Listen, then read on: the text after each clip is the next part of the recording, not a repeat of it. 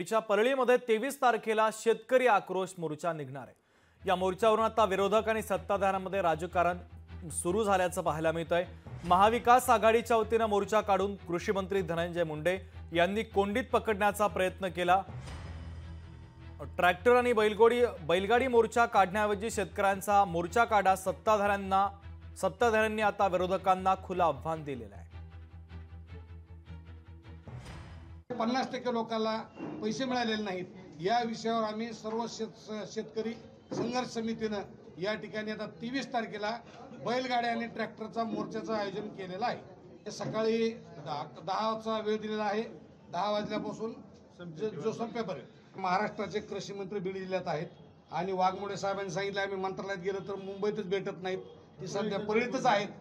त्यामुळे कृषी मंत्री जिथं असल्यामुळे इथंच आम्ही सगळ्यांनी निवड केली आहे। आमचं असं मत आहे की तुम्ही ट्रॅक्टर बैलगाड्या ह्याचा मोर्चा काढण्याच्या ऐवजी शेतकऱ्यांचा मोर्चा काढा आणि त्या सर्व शेतकऱ्यांच्या मोर्चाला मी आता पक्षाच्या वतीने आम्ही रास्त मागण्या आहेत असं समजून बरं का निवडणुकीचा तो स्टंट तयार करत आहेत। त्यांनी मोर्चा काढायचा तर शेतकरी शेतमजूर घेऊन येऊन मोर्चा काढावा, त्यांना चहा पाण्याचा कार्यक्रम वाल्मिकांना कराड करतील। लोकशाही मराठी ऐका, पहा, जागरूक रहा।